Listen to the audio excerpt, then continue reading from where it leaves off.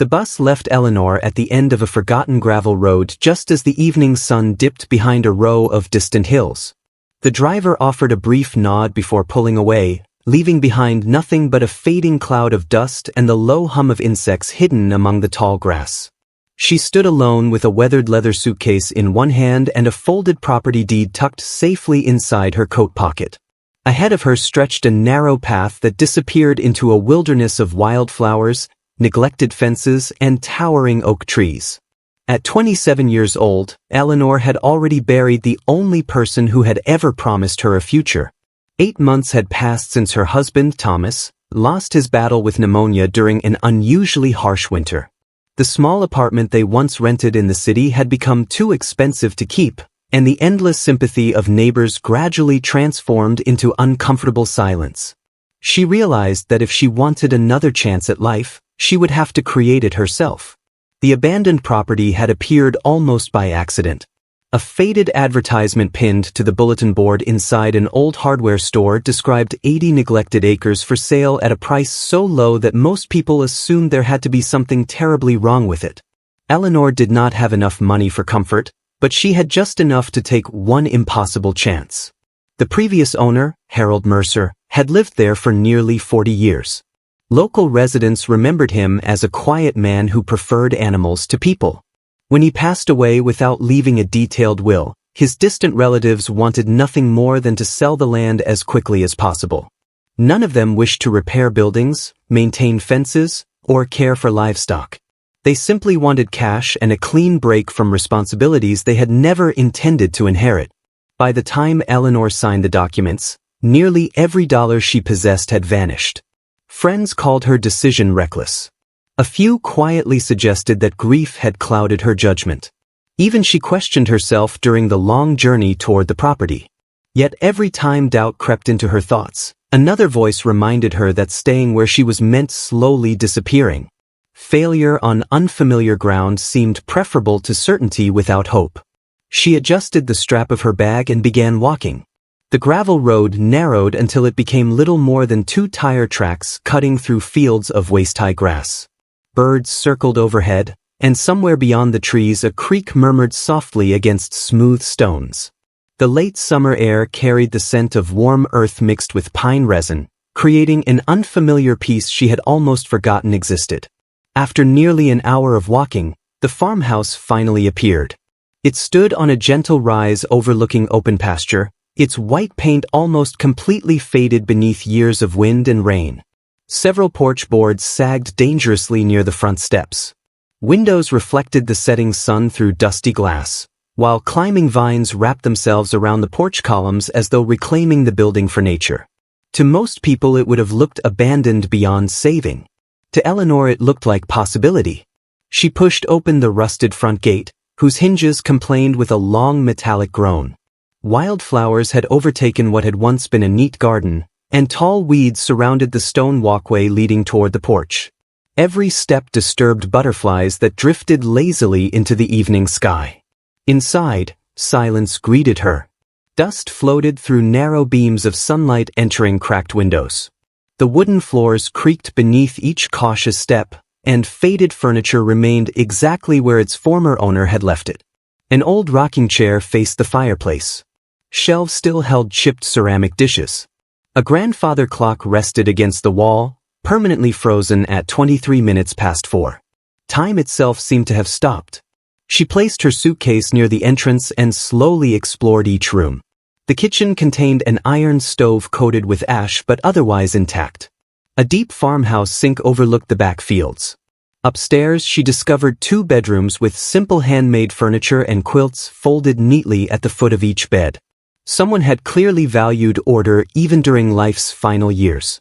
When Eleanor reached the rear porch, she paused.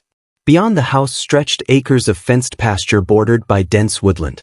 Several barns leaned slightly with age, their roofs patched countless times over the decades.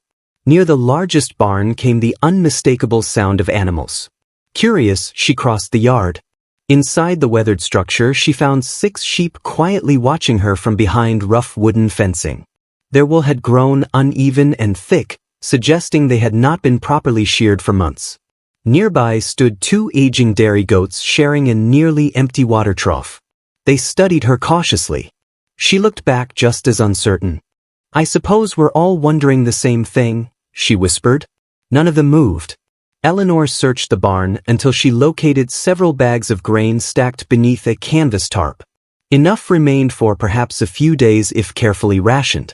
She filled the feeding troughs as best she could before carrying fresh water from an old hand pump outside. The animals gathered almost immediately. Watching them eat awakened something inside her that grief had nearly extinguished.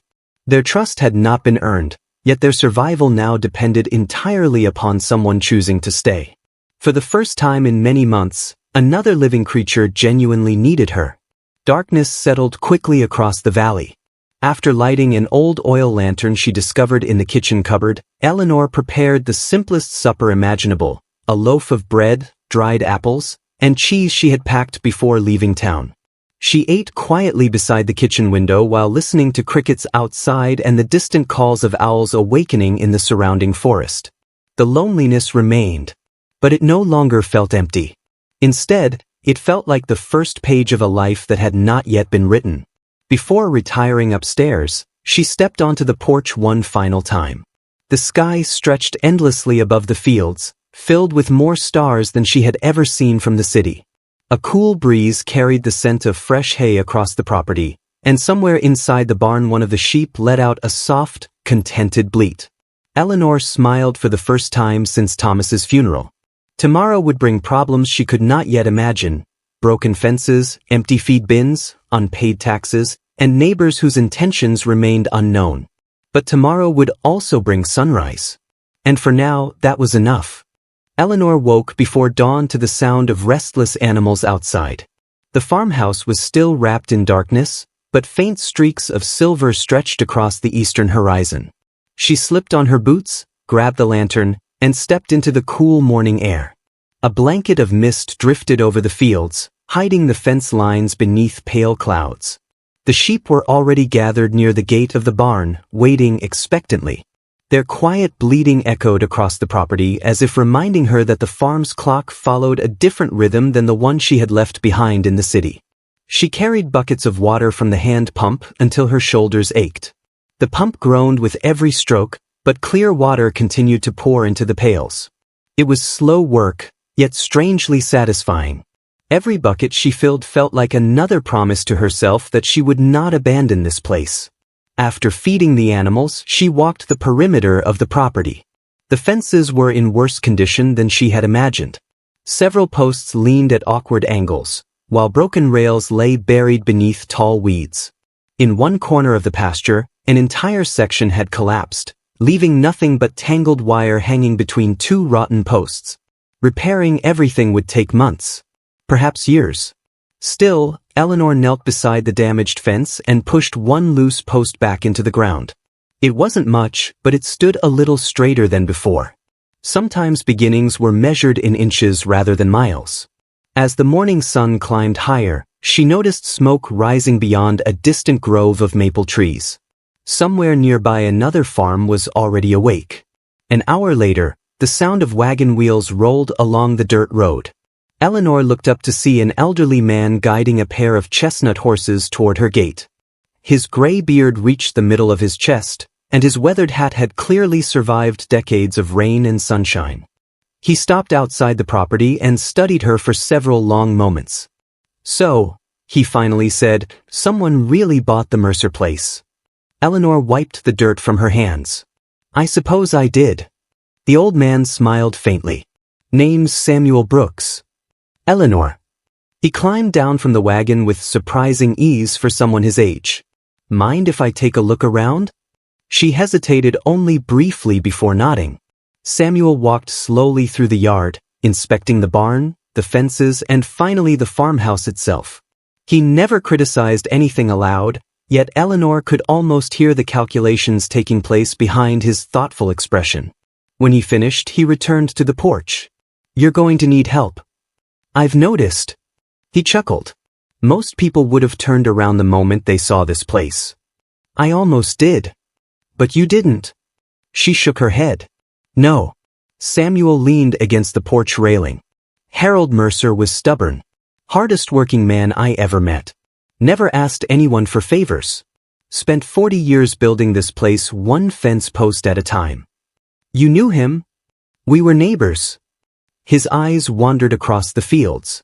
After his wife died, he buried himself in work. Didn't trust banks, didn't trust lawyers, and certainly didn't trust his relatives. He laughed softly. They only showed up after the funeral. Eleanor remembered hearing something similar when she purchased the farm. They weren't interested in keeping it. No. They wanted money. Samuel nodded. They never understood what this land was worth. His words lingered in the air. Before Eleanor could ask what he meant, Samuel walked back toward his wagon. I brought something. He uncovered several wooden crates stacked beneath a canvas sheet.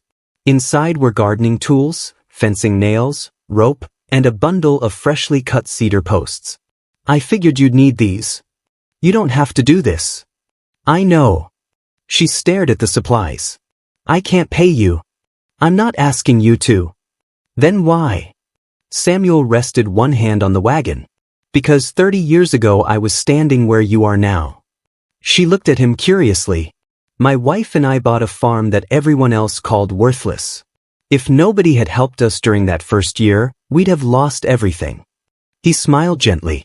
Sometimes the only reason people survive is because someone else remembers what it felt like to struggle. For a moment, Eleanor couldn't find the right words. Instead, she simply whispered, "Thank you." Samuel tipped his hat. One more thing. He pointed toward the northern tree line. Stay away from Hollow Creek after dark. Why? The ground floods without warning. He paused. And not everything dangerous out here makes noise. Before Eleanor could ask another question, he climbed back onto the wagon. The horses started forward, disappearing down the dusty road until only faint wheel tracks remained. The rest of the day passed in hard labor. Using Samuel's tools, Eleanor repaired nearly 20 feet of broken fencing. She cleared weeds from the front yard and discovered a narrow stone path hidden beneath years of overgrowth. Near sunset, while gathering fallen branches behind the barn, her shovel struck something solid. It wasn't rock. She knelt and brushed away layers of packed dirt. A rusted iron ring appeared beneath the soil. Curious, she pulled. With considerable effort, a heavy wooden hatch slowly lifted from the ground, releasing a cool draft that smelled of damp earth and aged timber. Stone steps disappeared into darkness below. Eleanor raised the lantern. The underground chamber stretched farther than the light could reach. Shelves lined the walls. Old barrels sat undisturbed beneath thick blankets of dust. At the very back of the cellar rested a large wooden chest, its brass corners still gleaming despite decades underground. She took one cautious step forward. Then another. A sudden noise echoed from somewhere deeper inside. Not the sound of settling wood. Not dripping water. Footsteps. Someone, or something, had just moved in the darkness beyond her lantern's glow. Eleanor froze, gripping the lantern so tightly her knuckles turned white. The footsteps stopped. Silence returned. Only her heartbeat remained. She slowly backed away from the cellar entrance, climbed the stone steps, and lowered the hatch into place without taking her eyes off the darkness below. Whatever waited beneath the farm had remained hidden for many years. Tonight it could wait one more. Eleanor stood motionless in the center of the kitchen, the folded note trembling slightly between her fingers. Some treasures are safer buried than discovered. She read the sentence again, hoping it would somehow reveal a clue the second time. It did not. The handwriting was careful and deliberate, neither rushed nor angry. Whoever had written it wanted to be understood. More unsettling still, they had entered her home without disturbing a single object except the note itself. She hurried upstairs and checked every room. Nothing was missing. Harold Mercer's journals remained stacked beside the bed where she had left them. Her suitcase was untouched. Even the small tin box holding the few dollars she had earned from selling eggs in town remained hidden beneath a loose floorboard. Whoever had visited the farmhouse had not come to steal. They had come to send a message. That night the wind swept across the valley, rattling loose shutters against the walls of the old farmhouse. Eleanor placed another log on the fire and sat at the kitchen table with Harold's journals spread before her. The warning echoed through her thoughts. She began rereading the entries more carefully. Most described ordinary farm work, weather patterns, livestock, and crop rotations. But near the middle of the third journal, she found several pages that had been folded together. The ink appeared darker than the surrounding entries. Some men believe land is valuable because of what grows above it. Others understand that true wealth often lies beneath their feet. If anyone ever pressures you to sell this farm, remember that people rarely fight over worthless ground. There was no explanation. Only that single observation. Eleanor leaned back in her chair. Samuel had hinted that Harold's land was special. The anonymous visitor clearly believed the same. The next morning she walked to Samuel Brooks' farm carrying the journals in a canvas satchel. He was repairing a wagon wheel when he saw her approaching. "You've discovered something." She handed him the journal without speaking.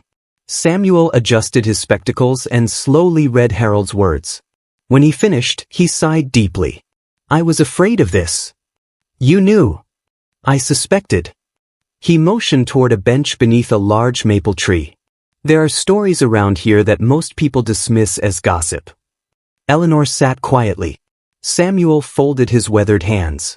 "Nearly 30 years ago, a mining company tried to buy several farms in this valley." "For minerals?" "No. For water." She frowned. "Water?" Samuel nodded. "This valley sits above one of the largest underground freshwater reserves in the county. Most people never realized it because the springs are hidden." He looked toward the distant hills. "Harold refused every offer." "So did the others?" "Some sold." "And afterward?" Samuel's expression darkened. "Their farms slowly disappeared." "What do you mean?" "Developers bought the land. The orchards were cleared. The ponds dried after heavy pumping. Within 10 years there wasn't much left except warehouses." Eleanor stared silently across the fields. "Harold protected this place." "He did." Samuel closed the journal. "If someone has discovered that you know what Harold knew." He didn't finish the sentence. He didn't need to. Later that afternoon, Eleanor returned home determined not to let fear dictate her decisions. Instead of hiding inside, she worked. She repaired another section of fencing. She cleaned the sheep's shelter. She planted rows of late-season vegetables behind the farmhouse using Harold's notes as a guide. Work steadied her thoughts. As sunset painted the valley in shades of gold and crimson, she noticed movement beyond the western tree line. Someone stood watching the farmhouse. Too far away to recognize. The figure remained perfectly still. Then, just as quietly as it had appeared, it vanished among the trees. The following morning brought an unexpected visitor. A dusty pickup truck rolled slowly into the yard. The driver stepped out wearing a neatly pressed jacket despite the summer heat. He introduced himself with a confident smile. "Good morning. My name is Richard Hale." Eleanor remained on the porch. "What can I do for you?" "I represent Valley Development Group." The name meant nothing to her. "We purchase rural properties." "I'm not selling." Richard smiled as though he had expected that answer. "I understand." He opened a leather briefcase and removed a folder. "We're prepared to offer 3 times what you paid." Eleanor didn't even glance at the paperwork. "No. Perhaps you'd like to hear the number first." "I already have." His smile faded slightly. "You've only lived here a few weeks." "I have." "This is difficult land." "It is. It requires experience." "I'm learning." Richard studied her for a long moment. Finally he closed the folder. "If you ever change your mind." "I won't." He nodded politely, returned to his truck, and drove away. But before disappearing down the road, he stopped beside the old wooden gate. For just a second he looked back toward the farmhouse. Not with disappointment. With calculation. That evening Eleanor climbed the small hill behind the barn.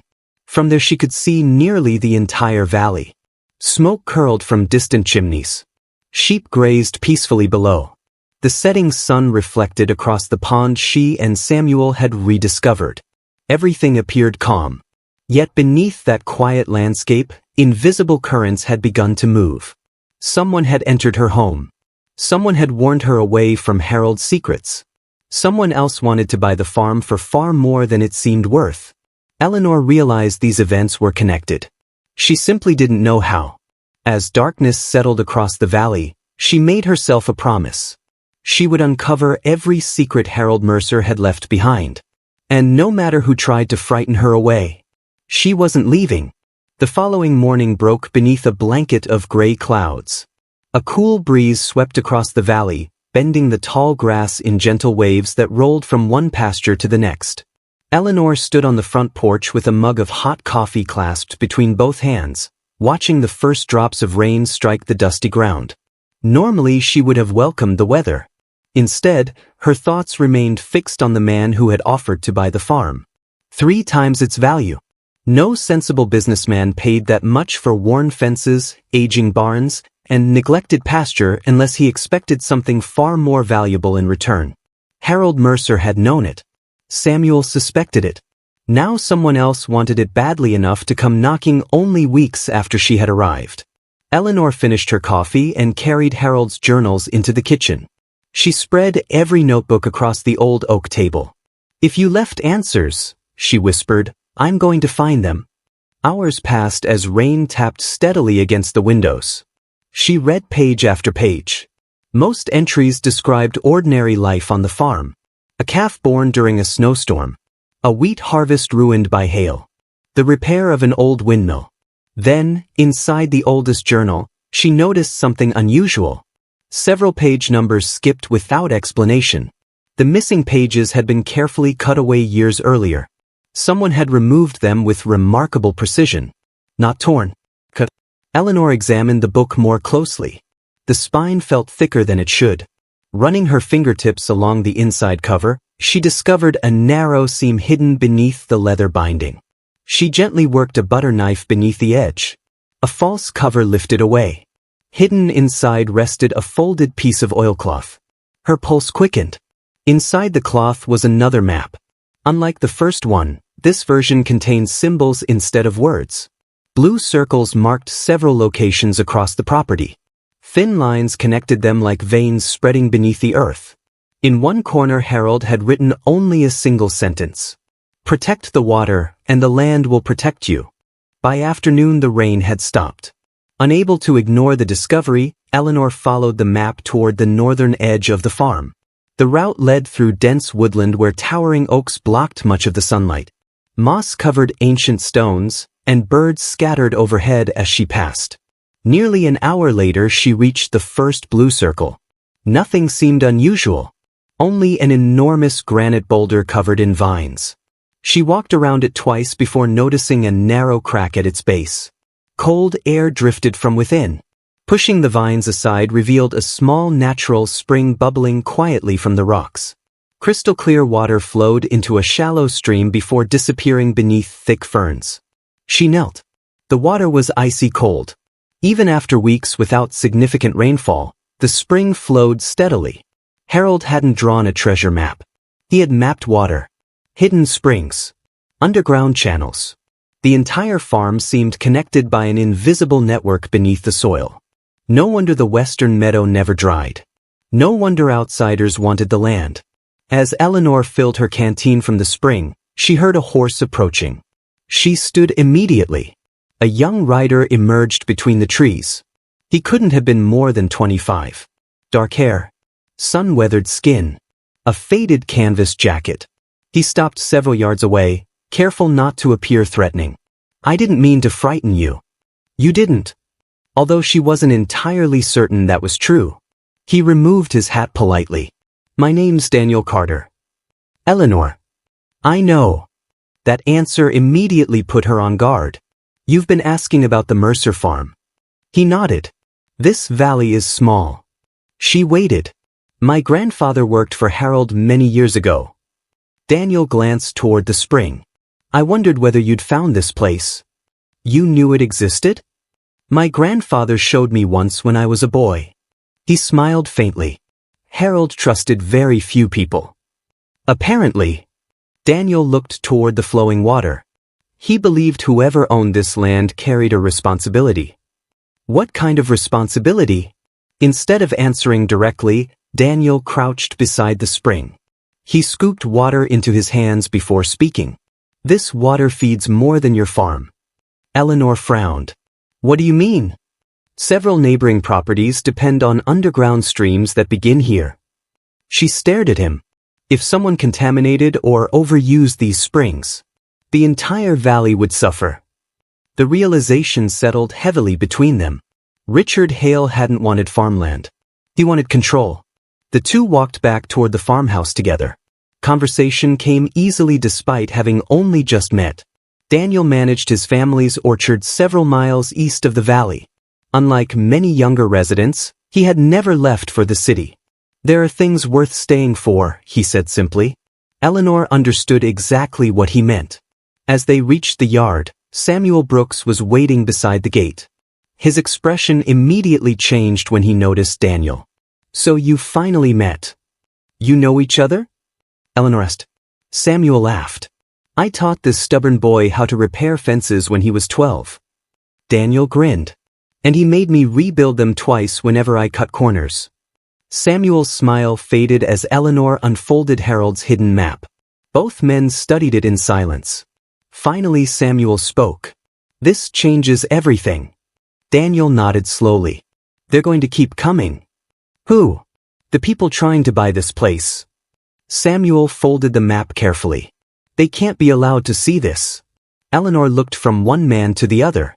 I don't intend to show anyone. Samuel lowered his voice.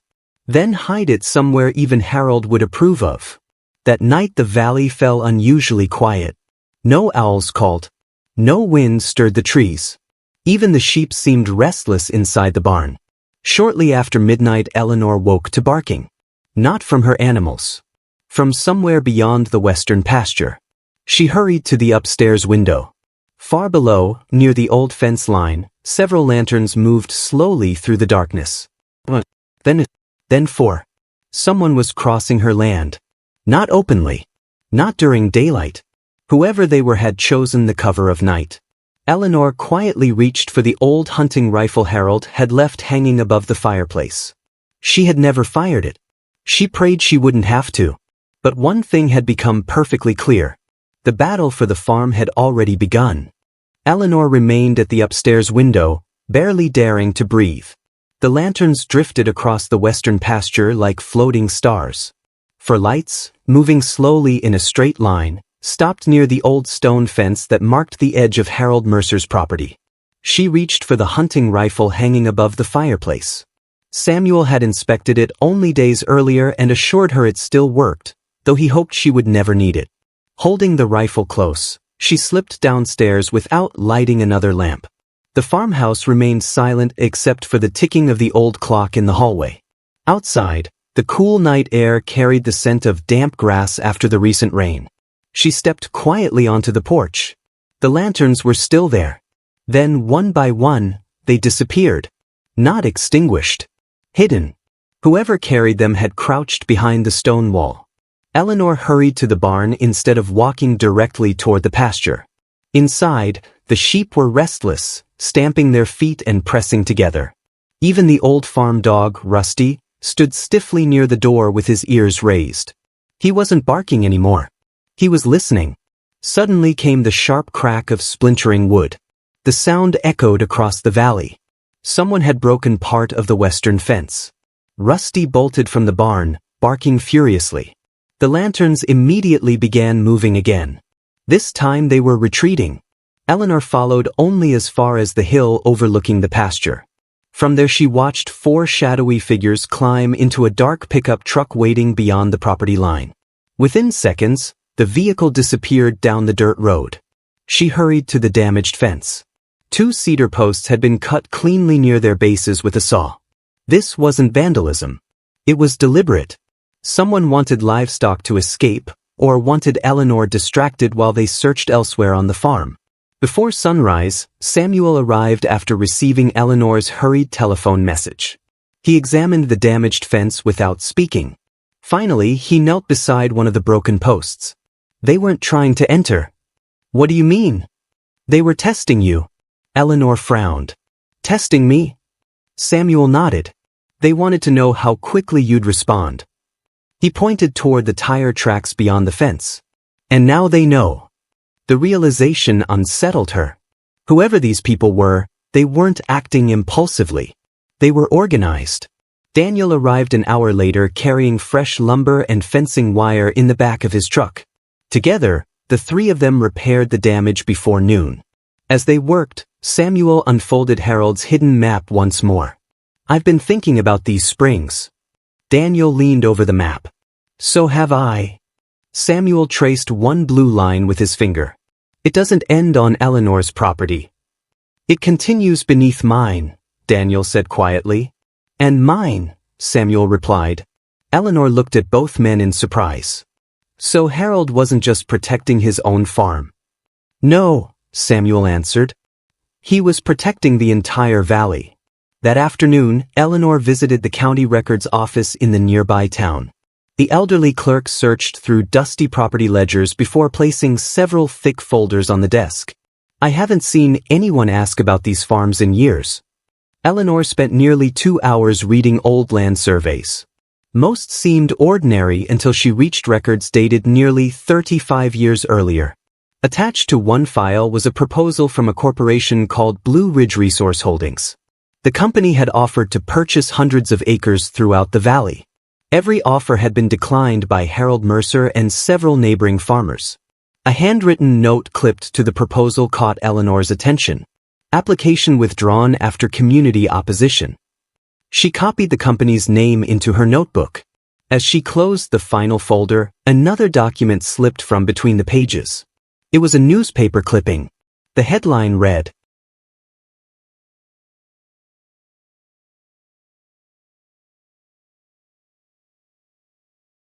Below the headline was a faded photograph. Eleanor immediately recognized Harold Mercer. Standing beside him were a much younger Samuel Brooks and a teenage boy. She stared at the picture. The boy looked remarkably familiar. When she returned home that evening, Daniel was repairing the gate. Without saying a word, she handed him the photograph. He smiled softly. My father. Eleanor looked from the picture to Daniel. He stood beside Harold. Daniel nodded. He helped organize the farmers. What happened to him? The smile slowly faded. He died in an accident 15 years ago. There was a long silence. Finally Daniel added, At least, that's what everyone was told.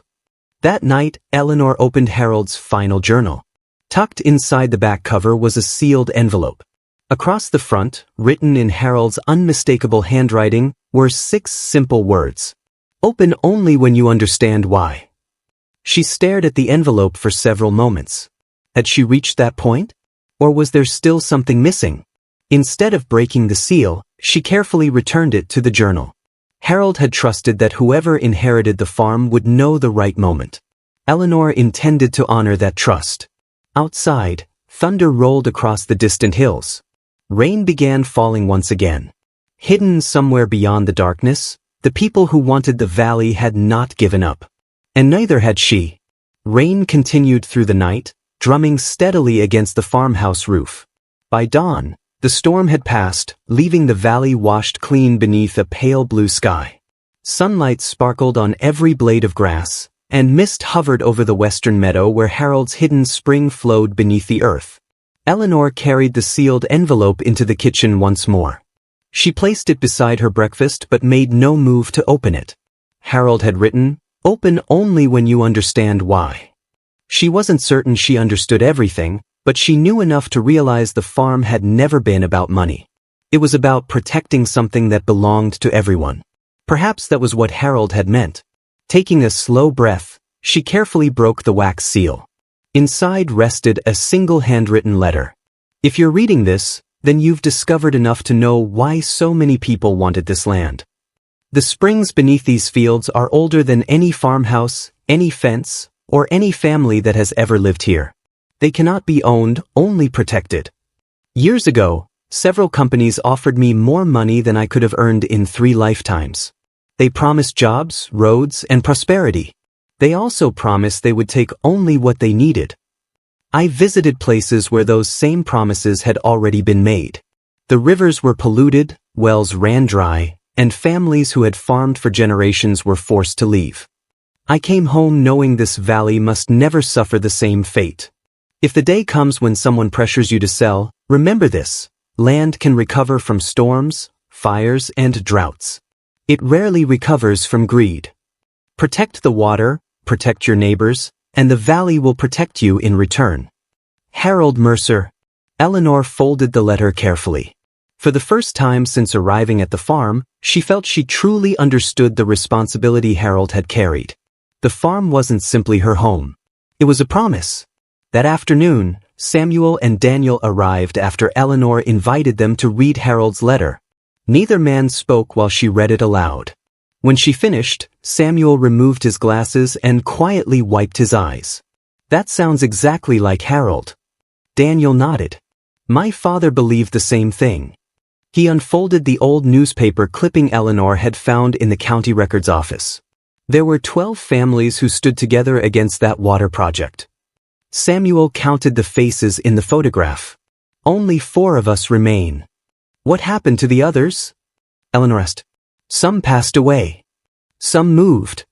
Samuel's expression darkened. And some sold after years of pressure. The 3 spent the afternoon comparing Harold's maps with modern county surveys. Something immediately stood out. A newly proposed access road from Valley Development Group would pass directly through the western meadow. The very place where the strongest underground spring lay hidden. Daniel shook his head. That isn't a coincidence. They know exactly where they're building, Eleanor replied. Samuel tapped the map. If construction begins there, heavy drilling could damage the underground channels. The entire valley could lose its water supply. Silence settled over the room. The threat was larger than Eleanor's farm. Every neighboring family depended on the same hidden aquifer. Late that evening, Eleanor drove into town to buy supplies. As she left the hardware store, she noticed Richard Hale standing outside a cafe across the street. He wasn't alone. 3 men in business suits studied large survey maps spread across the hood of a black SUV. Richard looked up. Their eyes met briefly. He smiled politely. Then he folded the maps before Eleanor could see them clearly. She climbed into her truck without acknowledging him. Instead of driving home immediately, she parked half a block away. From that distance she watched the meeting continue. A silver sedan pulled alongside the SUV. An older woman stepped out carrying a thick folder. Richard greeted her warmly before handing her several documents. The woman signed them without hesitation. After everyone left, Eleanor crossed the street. The cafe owner was sweeping the sidewalk. Busy afternoon? Eleanor asked casually. The woman smiled. Those developers have been here nearly every week. They seem interested in the valley. They've been buying land everywhere. Eleanor's heart sank. Recently? For months. The woman leaned closer. They're offering prices folks can hardly refuse. Back at the farmhouse, Eleanor spread a county map across the kitchen table. Using information from the cafe owner and public property records, she marked every farm she knew had recently been sold. By midnight, a pattern had emerged. The purchased properties formed a rough circle. At its center stood Harold Mercer's farm. Not only hers. Samuel's land, Daniel's orchard, and the hidden springs beneath them all. Someone wasn't buying random farms. They were surrounding the valley. Just before sunrise, Eleanor was awakened by the sound of an engine outside. She hurried to the porch. A white utility truck sat beside her mailbox. The driver climbed out wearing an orange safety vest. Without introducing himself, he began hammering a wooden stake into the ground. "What are you doing?" Eleanor called. The man looked up. "Property survey." "For what?" He checked a clipboard. "Future road expansion." "I never gave permission." He shrugged. "I'm only following orders." Eleanor walked closer and looked at the paperwork. Across the top of the page was a familiar logo. Valley Development Group. Before she could ask another question, a second truck appeared over the hill. Then a third. They rolled slowly toward the western meadow. Construction hadn't started, but preparations had. and Eleanor realized they were running out of time. The convoy of utility trucks rolled slowly toward the western meadow, their engines rumbling across the quiet valley.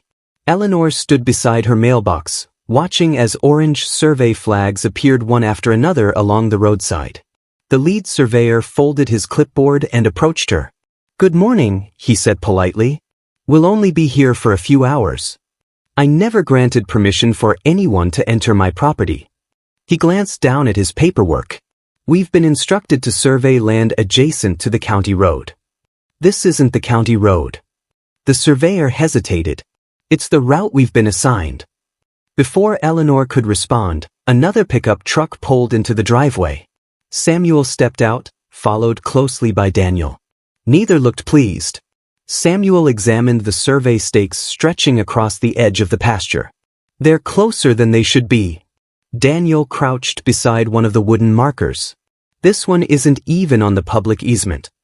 He pulled a measuring tape from his truck and checked the distance from the old stone boundary marker Harold had installed decades earlier. After several careful measurements, Daniel looked up. "They're nearly 20 feet inside your property." The surveyor frowned. "That can't be right." "It is," Samuel replied calmly. The surveyor checked his map once more before walking back to the lead truck.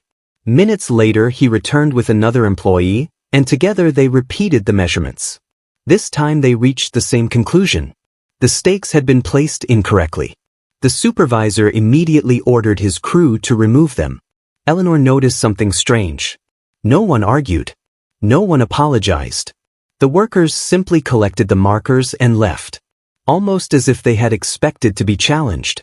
That afternoon, Samuel suggested visiting several neighboring farms. If Harold was right, he said, the whole valley needs to understand what's happening. Their first stop was the Henderson family orchard. Margaret Henderson welcomed them into her farmhouse kitchen with fresh bread and tea. She listened carefully as Eleanor explained the hidden springs, Harold's journals, and the repeated attempts to purchase nearby farms. Margaret remained silent for several moments. Finally she stood and walked to a cupboard. From the highest shelf she removed a faded photograph. It showed 6 farming families gathered beside a newly planted oak tree many years earlier. Harold stood in the center. Samuel smiled. "I remember that day." Margaret nodded. "Our parents promised to protect this valley together."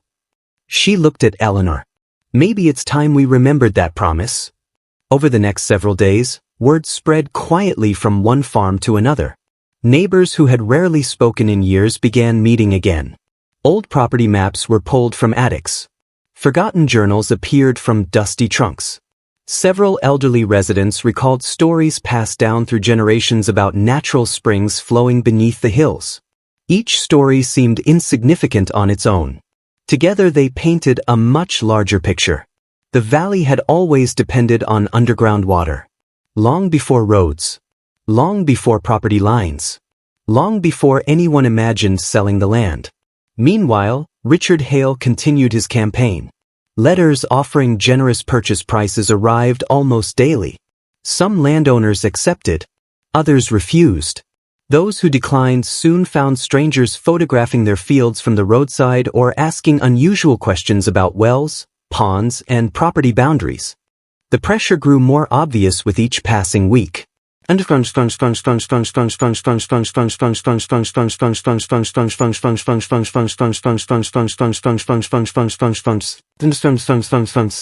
One evening, Eleanor returned from feeding the livestock to find Daniel waiting on the porch. His expression was unusually serious. "I found something." He handed her a folded county map. Several locations had been marked in red ink. "What am I looking at?" "Every property Valley Development has purchased." She studied the map. Most of the purchases surrounded the valley exactly as before. But now another pattern emerged. Each newly acquired farm contained either a natural spring or access to groundwater. "They've been following the water," Eleanor whispered. Daniel nodded. "They're assembling every piece they can. Except this one." He looked across the pasture toward Harold's farmhouse. "The most important piece."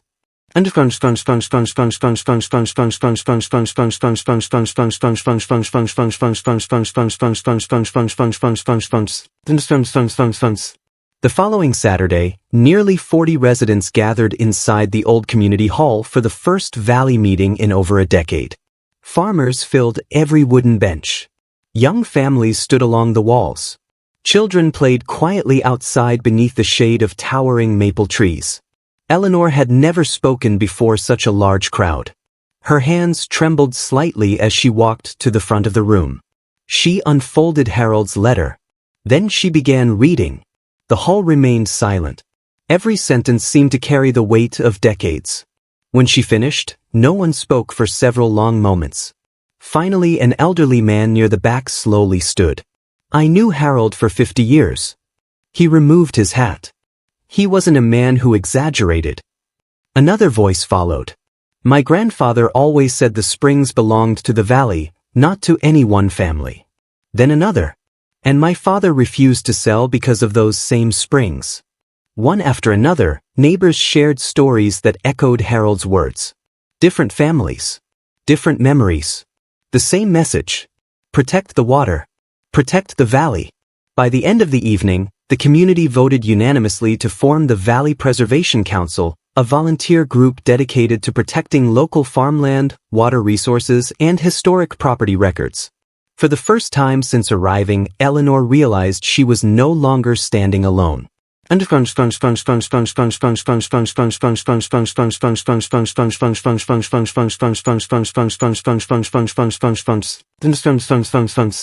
As the meeting ended, Samuel walked outside with Eleanor.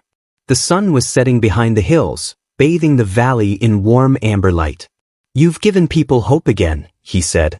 Eleanor smiled gently. I only read Harold's words. Samuel shook his head. No. He looked toward the crowded hall where neighbors laughed together for the first time in years. You reminded them they still belonged to one another. Just then, Daniel stepped out of the hall holding his phone. You should both see this. He turned the screen toward them. A local news website had published a breaking headline. Valley Development Group files application for major water extraction project. The application hearing was scheduled for 2 weeks later. Eleanor read the headline twice.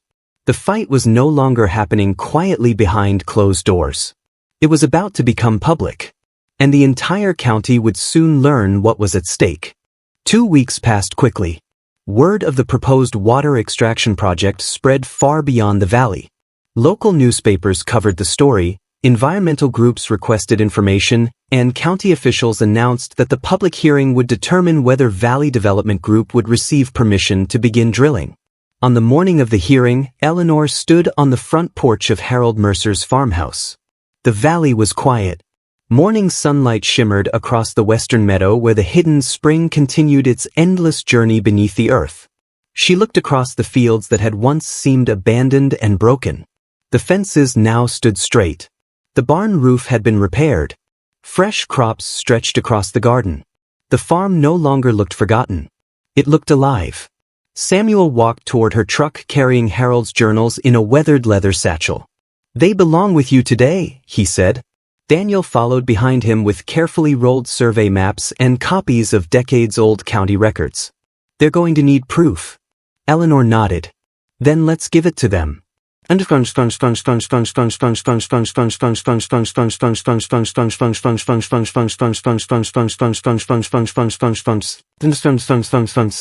The county courthouse was more crowded than anyone expected. Farmers filled the front rows. Reporters lined the walls with cameras and notebooks. Residents from neighboring towns came simply to listen. At one table sat Richard Hale and a team of attorneys representing Valley Development Group. At the opposite table sat Eleanor, Samuel, Daniel, and several members of the newly formed Valley Preservation Council. When the hearing began, the company's attorney presented polished reports describing economic growth, new jobs, and modern infrastructure. Colorful charts promised prosperity. Sophisticated engineering diagrams assured officials that the project would have minimal environmental impact. The presentation lasted nearly an hour. When it ended, the hearing officer turned toward Eleanor. You may present your response. She stood slowly. For a brief moment, the room fell silent. Instead of beginning with statistics, she placed Harold's oldest journal on the table. This story started long before any of us entered this room. She explained how Harold had documented the valley's underground springs for decades. She presented his maps alongside modern geological surveys prepared by independent hydrologists, showing that the underground aquifer supplied wells, springs, ponds, and streams throughout the region. Daniel explained how the proposed drilling sites were positioned directly above the aquifer's most sensitive recharge areas. Samuel described what had happened to neighboring communities where excessive groundwater extraction had lowered water tables and damaged family farms. Then Eleanor unfolded Harold's final letter. She read it aloud. There were no dramatic gestures. No raised voices. Only the words of a farmer who had spent his life protecting something he believed should never be sold. When she finished, the room remained completely still.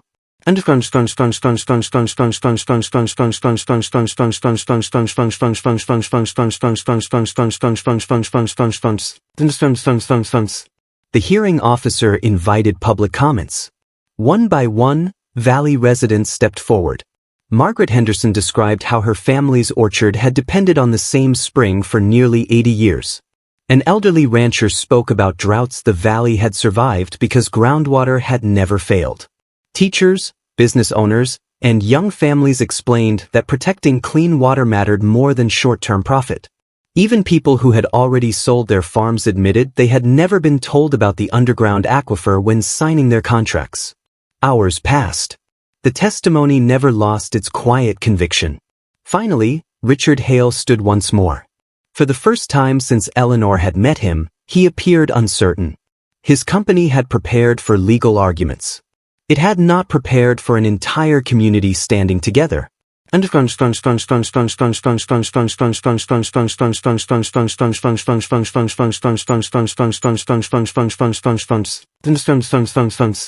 Late that afternoon, the hearing officer returned with the county commissioners.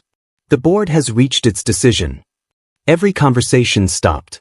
Based upon the historical records, independent environmental evidence, and overwhelming public testimony presented today, the application submitted by Valley Development Group is hereby denied. The room erupted in applause. Several neighbors embraced one another. Samuel quietly removed his hat. Daniel smiled for what felt like the first time in weeks. Eleanor simply closed her eyes for a moment. Harold had kept his promise. Now the valley had kept his. News of the decision spread quickly. Within months, the state designated the valley's aquifer as a protected natural resource. Conservation easements helped preserve family farms while ensuring the underground springs remained safeguarded for future generations. The Valley Preservation Council continued meeting each season, maintaining historical records and teaching younger residents about responsible stewardship of the land. Instead of disappearing beneath industrial development, the valley became known for sustainable agriculture, clean water, and community cooperation. Visitors came to admire its orchards, walking trails, and peaceful countryside. Most never realized how close it had come to being lost. The